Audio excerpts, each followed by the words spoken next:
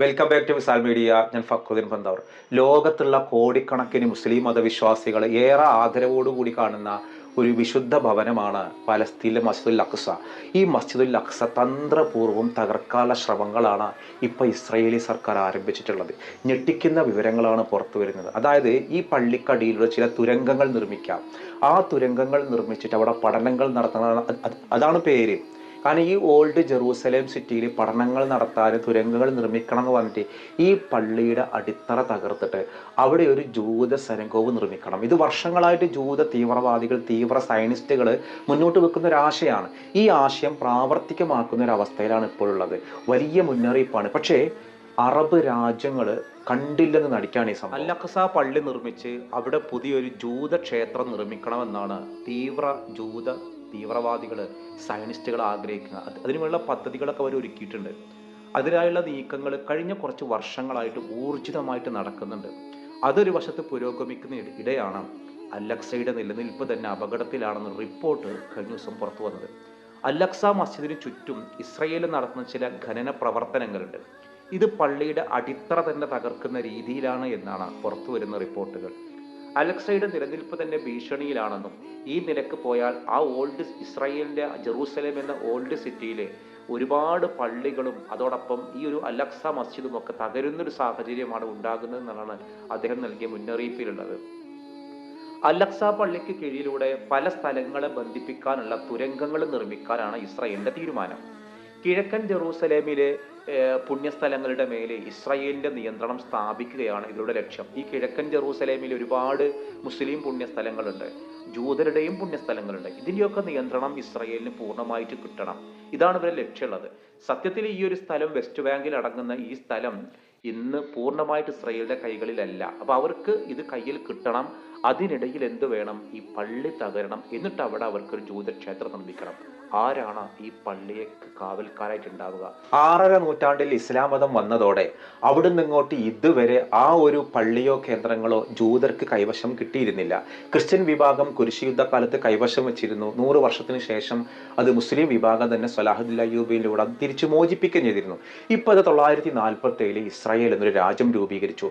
67 ജോർദാനുമായിട്ട് യുദ്ധം നടത്തിയിട്ട് ഈ ഒരു വെസ്റ്റ് ബാങ്ക് അടങ്ങുന്ന ഈ പള്ളി ഉൾപ്പെടുന്ന ഒരു സ്ഥലം ഇസ്രായേലിന്റെ കൈകളിലായത്. അപ്പോഴും അതിന്റെ ഭരണം ആരുടെ കൈകളിലാണ്? ജോർദാൻ വഖഫ് ബോർഡിന്റെ കയ്യിലാണ്. പഴയ ജെറൂസലേം നഗരത്തെ ജൂതവൽക്കരിക്കാനും അതിന്റെ മതപരവും സാംസ്കാരികവും ചരിത്രപരവുമായ സ്വഭാവത്തെ മാറ്റിമറിക്കാനുമുള്ള ദീർഘകാലമായ ഇസ്രായേലിന്റെ പദ്ധതിയാണ് ഇപ്പോൾ നടപ്പിലാക്കുന്നത്. പുരാവസ്തു ഗവേഷണത്തിന്റെ ഭാഗം എന്ന പേര് പറഞ്ഞിട്ടാണ് ജെറൂസലേമിൽ ഒരു ജൂത നഗരം ഉണ്ടാക്കാനുള്ള ശ്രമം ഇസ്രായേൽ നടത്തുന്നത്. നൂറ്റാണ്ടുകളായുള്ള ഒരുപാട് വീടുകളുണ്ട്, അറബുകളുടെ വീടുകൾ, പുരാതന മദ്രസകളുണ്ട്, മറ്റു സാംസ്കാരിക മുസ്ലിം കേന്ദ്രങ്ങളുണ്ട്. ഇവയൊക്കെ ഖനന പ്രവർത്തനയോടെ ഇസ്രായേൽ നശിപ്പിക്കുകയാണ് ചെയ്യുന്നത്. 19ാം നൂറ്റാണ്ടിന്റെ അവസാനത്തിൽ അക്കാലത്ത് ഫലസ്തീൻ ഭരിച്ചിരുന്ന ഒട്ടോമൻ സാമ്രാജ്യം ജെറൂസലേമിലെ മതകേന്ദ്രങ്ങളെ നടത്തിപ്പ് സംബന്ധിച്ച് ഒരു സംവിധാനം കൊണ്ടുവന്നിരുന്നു. സ്റ്റാറ്റസ് കോ എന്നായിരുന്നു അത് അറിയപ്പെട്ടിരുന്നത്.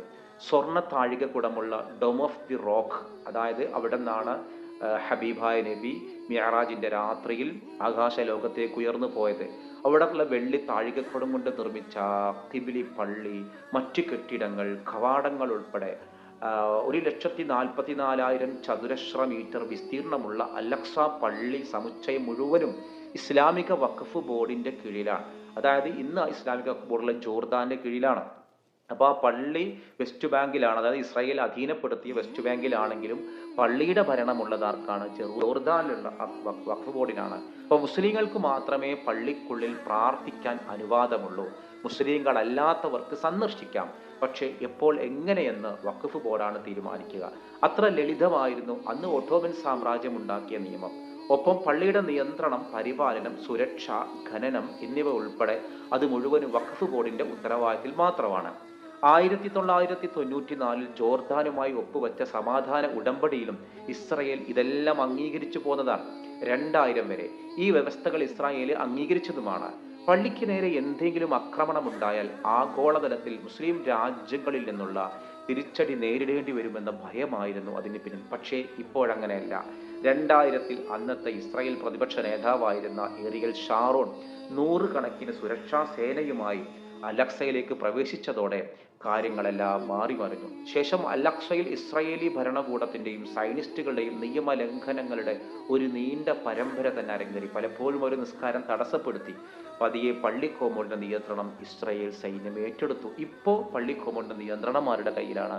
ഇസ്രായേൽ സൈന്യത്തിന്റെ ഭരണം വഖഫ് ബോർഡിനും അവിടുത്തെ സുരക്ഷാ ചുമതല ഇസ്രായേലി സൈന്യത്തിനുമാണ്. അങ്ങനെ ആരൊക്കെ പള്ളിയിൽ കയറണം, ആരൊക്കെ കയറണ്ട എന്നൊക്കെ തീരുമാനിക്കുന്നത് ഇസ്രായേൽ പോലീസാണ്. അതിതീവ്രവാദികളായ ഇസ്രായേലികളുടെ സന്ദർശനം പതിവാവാൻ തുടങ്ങി. ഫലസ്തീനികൾ വ്യാപകമായിട്ട് ആക്രമിക്കപ്പെട്ടു. അതിനെല്ലാം ഇസ്രായേലി സൈന്യം കാവൽ നിന്നു. എങ്ങനെയെങ്കിലും ഈ ഒരു പള്ളി തകർത്തിട്ട് അവിടെ അവർക്ക് ആരാധിക്കാനുള്ള ഒരു സെനഗോഗ് നിർമ്മിക്കാം. അതായത് ഇത് ദാവൂദ് നബി അലൈഹിസ്സലാം നിർമ്മിച്ചു തുടങ്ങിയ സുലൈമാൻ നബി അലൈഹിസ്സലാമിലൂടെ പൂർത്തിയായ ഒരു പള്ളിയാണ്. മുസ്ലിം വിശ്വാസപ്രകാരവും അങ്ങനെ തന്നെയാണ്, ജൂത വിശ്വാസപ്രകാരവും അങ്ങനെ തന്നെയാണ്. പക്ഷെ ഈ പള്ളി അവർക്ക് മാത്രം അവകാശപ്പെട്ടതാണ് എന്ന തരത്തിലേക്കാണ് കാര്യങ്ങൾ വരുന്നത്. അവർക്ക് ആരാധിക്കാൻ ഒരു പ്രത്യേക ഒരു പടിഞ്ഞാറൻ വാള് അവിടെ ഉണ്ട്. അവരവിടെ നിന്നുകൊണ്ട് പ്രാർത്ഥിക്കും. അവരെ പരാതികൾ ആ കല്ലുകൾക്കിടയിൽ വെക്കും. ആ കല്ലുകൾക്കിടയിൽ ദൈവത്തിനോട് കൊടുക്കാനുള്ള പരാതികളാണ് കല്ലുകൾക്കിടയിൽ വെക്കുക. ആ കല്ലുകൾക്കിടയിൽ വെച്ച പരാതികളൊക്കെ പിന്നീട് വരുന്ന ശുദ്ധീകരിക്കുന്ന ആളുകൾ കൊണ്ടുപോയിട്ട് ഇരുന്ന് നശിപ്പിക്കുകയും കത്തിക്കുകയും ചെയ്യും. അപ്പോൾ അവർക്ക് ആരാധിക്കാൻ അവിടെ സ്ഥലമുണ്ട്. പക്ഷെ അതൊന്നും പോരാഞ്ഞിട്ട് പരമാവധി മുസ്ലിമീങ്ങളെ പ്രകോപിതരാക്കുക. ആ പ്രകോപിതരാക്കാൻ വേണ്ടി ഇടക്കിടക്ക് ഈ പള്ളിയിലേക്ക് കയറിയിട്ട് പ്രശ്നങ്ങൾ ഉണ്ടാക്കുക. ഇതാണ് ഇവരുടെ പുതിയൊരു രീതി. അൽ-അഖ്സ പള്ളി നശിപ്പിക്കാനും അവിടെ ഒരു ജൂത സെനഗോഗ് നിർമ്മിക്കണമെന്നും ആവശ്യപ്പെടുന്ന ടെമ്പിൾ മൗണ്ട് ആക്ടിവിസ്റ്റുകളും ശക്തി പ്രാപിച്ചത് ഈ കാലയളവിലാണ്. വെള്ളിയാഴ്ചകളിൽ ഉൾപ്പെടെ പള്ളിയിലേക്ക് സംഘടിച്ചെത്തുന്ന ഈ ജൂത തീവ്രവാദികൾ അവിടെ എത്തുന്ന ഇസ്ലാമത വിശ്വാസികളെ ആക്രമിക്കുന്നത് പതിവുള്ളൊരു കാഴ്ചയാണ്. ഒപ്പം ജൂത പ്രാർത്ഥനകളും നടത്താനും തുടങ്ങി. 2021 മെയിൽ റമദാൻ മാസം നടത്തിയ ആക്രമണത്തെ തുടർന്ന് 11 ദിവസം നീണ്ടുനിന്ന സംഘർഷം പോലും ഉണ്ടായി. 2023 ഒക്ടോബർ 7 മുതൽ കാര്യങ്ങൾ വീണ്ടും സങ്കീർണമാക്കി. ഫലസ്തീനികൾ പറയുന്നത് 60 വയസ്സിൽ താഴെയുള്ള ഫലസ്തീനികൾക്ക് അൽ-അഖ്സയിലേക്കുള്ള പ്രവേശനം പോലും ഇല്ല. അൽ-അഖ്സ പള്ളിയുടെ മേൽ ജൂത പരമാധികാരം സ്ഥാപിച്ച് അടിച്ചേൽപ്പിക്കാനും മുസ്ലിങ്ങൾ അവിടെ നിന്ന് പുറത്താക്കാനുമുള്ള നീക്കങ്ങളാണ് ഇപ്പോൾ നടക്കുന്നത്. അതിൻ്റെ എല്ലാം തുടർച്ചയിലാണ് പള്ളിയെ തന്നെ തകർച്ചയിലേക്ക് തള്ളിവിടാൻ കെൽപ്പുള്ള ഖനന പ്രവർത്തനങ്ങൾ ഇസ്രായേൽ നടത്തുന്നത്. നിലവിലെ സാഹചര്യങ്ങളാണ് നമ്മൾ ഈ പറയുന്നത്. വലിയ സങ്കടം തോന്നാണ്. മുസ്ലിം ഭരണകൂടങ്ങൾ തിന്ന് അമേരിക്കയുടെയും ഇസ്രായേലിൻ്റെയും ഉൽപ്പന്നങ്ങൾ ഉപയോഗിക്കാന്നല്ലാതെ അത് ബഹിഷ്കരിക്കാനോ ഇതിനെതിരെ പ്രതികരിക്കാനോ തയ്യാറല്ല. ലോകത്തുള്ള കോടിക്കണക്കിന് വിശ്വാസികളുടെ വല്ലാത്തൊരു വികാരമാണ് മസ്ജിദുൽ അഖ്സ പള്ളി. അതൊരു വിശുദ്ധ ഹറമാണ്. ഒരു മുസ്ലിം മതവിശ്വാസി വളരെ താല്പര്യത്തോടു കൂടി സന്ദർശിക്കാൻ കൽപ്പിക്കപ്പെട്ട അല്ലെങ്കിൽ ആഹ്വാനം ചെയ്യപ്പെട്ടത് മക്കയിലെ പള്ളി, മദീനയിലെ പള്ളി, പിന്നെ മസ്ജിദുൽ അഖ്സയാണ്. അതാണ് ഇപ്പോൾ ഇവർ എങ്ങനെയെങ്കിലും തകർക്കണം. ഒരിക്കലും ജൂതര് ഒരു കരാർ ഇവർ പാലിക്കില്ല. ഇപ്പൊ കണ്ടില്ലേ, ഗസയിൽ അവർ യുദ്ധം ചെയ്യില്ല, ആക്രമിക്കില്ല എന്ന് പറഞ്ഞിട്ട് കഴിഞ്ഞ ദിവസം 146 ആളുകളെയാണ് കൊന്നുകളഞ്ഞത്. അവർക്ക് കരാറ് പാലിക്കുന്ന ഒരു രീതി അവർക്കില്ല. പണ്ട് മദീനയിൽ ഹബീബായ നബിയോടും ഇവരിങ്ങനെ തന്നെയായിരുന്നു, കരാറുകൾ പാലിച്ചില്ല. അപ്പോൾ അതിവർ ഇനിയും തുടരും. അവർക്കൊരു വിശാലമായ സാമ്രാജ്യം വേണം. എത്രത്തോളം എന്ന് വെച്ചാൽ സൗദി അറേബ്യയും ഗൾഫ് രാഷ്ട്രങ്ങളും അടങ്ങുന്നൊരു വിഭാഗം അവർക്ക് വേണം.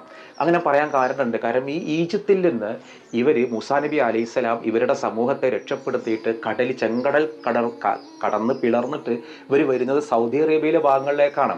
ഇപ്പോഴും സൗദിയിലെ പല മലകളിലും ആ കടൽ പിളർന്നതിൻ്റെ ഭാഗമായിട്ട് പിളർന്നിക്കുന്നത് കാണാം. അങ്ങനെ വിശാലമായൊരു മരുഭൂമി അടങ്ങുന്നൊരു പ്രദേശം സൈനിസ്റ്റുകൾക്ക് വേണം, ജൂത രാജ്യമായിട്ട് വേണം എന്നൊരു ആഗ്രഹമുള്ള ഒരു വിഭാഗം അവിടെ ഉണ്ട്. ഏതായാലും ഈ ഒക്ടോബർ 7 ആക്രമണത്തിന് ശേഷം എങ്ങനെയെങ്കിലും ഈ പള്ളി തകർത്തിട്ട് അവിടെ ഒരു സെനഗോഗ് നിർമ്മിക്കാമെന്നൊരു ലക്ഷ്യം അവർക്കുണ്ട്. കാരണം അവിടെ ദാവൂദ് നബി അലൈഹി സ്വലാമിൻ്റെ പള്ളി അവരുടെ കയ്യിലാണ്, കുറച്ചു ഭാഗം നമുക്കുള്ളൂ. ഇബ്രാഹിം നബി അലൈഹി സ്വലാമിൻ്റെ പേരുള്ള പള്ളി അവരുടെ കൈകളിലാണ്, കുറച്ചു ഭാഗം നമുക്കുള്ളൂ. ഇങ്ങനെ പ്രവാചകന്മാരെ കീഴിലുള്ള പള്ളികളൊക്കെ, പണ്ടത്തെ മുസ്ലിം ഭരണകൂടങ്ങൾ നിർമ്മിച്ച പള്ളികളൊക്കെ തകർക്കുക, ഇതാണ് അവരുടെ ലക്ഷ്യമുള്ളത്. അതിൽ ഏറ്റവും പ്രധാനമാണ് ഈ മസ്ജിദുൽ അഖ്സ തകർക്കുക എന്നുള്ളത്. ഇതിനു മുമ്പ് ഒരു 100 കൊല്ലമൊക്കെ ക്രിസ്ത്യാനികളുടെ കയ്യിൽ കുരിശുയുദ്ധം കഴിഞ്ഞിട്ട് കയ്യിലുണ്ടായിട്ട് സലാഹുദ്ദീൻ അയ്യൂബിയാണ് പിന്നെ അത് മോചിപ്പിച്ചത്. അങ്ങനെ നോക്കുകയാണെങ്കിൽ 67 ഇവരുടെ കയ്യിൽ കിട്ടുന്നത്, 967. അവർക്ക് 2000-ലൊക്കെ എത്തുമ്പോഴാണ് അവരുടെ പോലീസിൻ്റെയും അധികാരം അവർക്ക് കിട്ടിയത്. അങ്ങനെ നോക്കുമ്പോൾ ഒരു 2100 ആകുമ്പോൾ, 2080 ആകുമ്പോഴാണ് ഒരു പക്ഷേ ഇത് മോചിപ്പിക്കപ്പെടും. അപ്പോഴേക്കും നമ്മളൊക്കെ മരണപ്പെട്ടിട്ടുണ്ടാവും. എന്തായാലും ഈ പള്ളിയൊക്കെ മോചിപ്പിക്കപ്പെടും. അങ്ങനെ മോചിപ്പിക്കാതെ ലോകാവസാനം ഉണ്ടാവില്ല എന്നുള്ളത് ഹബീബ നബി പഠിപ്പിച്ചൊരു കാര്യമാണ്. എന്തായാലും ആ മോചനം അതിൻ്റെ ഹൈറായ സമയത്ത് ഉണ്ടാവട്ടെ, നമുക്കത് കണ്ണോട് കാണാനുള്ള ഒരു ഭാഗ്യം ഉണ്ടാവട്ടെ എന്നുള്ളതാണ്. ആരെങ്കിലും മസ്ജിദുൽ അഖ്സ കണ്ടവരുണ്ടോ? ഇവിടെയൊക്കെ ഞാൻ അവിടെ പോയിട്ട് കണ്ടിട്ടില്ല. കാണാൻ ഭാഗ്യം ലഭിച്ച ആളുകൾ താഴെ കമൻറ്റ് ചെയ്യണേ. എന്തായാലും ഈ വീഡിയോയെക്കുറിച്ച് അഭിപ്രായങ്ങൾ നിങ്ങൾ താഴെ കമൻറ്റ് ചെയ്യുക. മറ്റൊരു ദിവസം മറ്റൊരു വീഡിയോയുമായി വീണ്ടും കാണാം.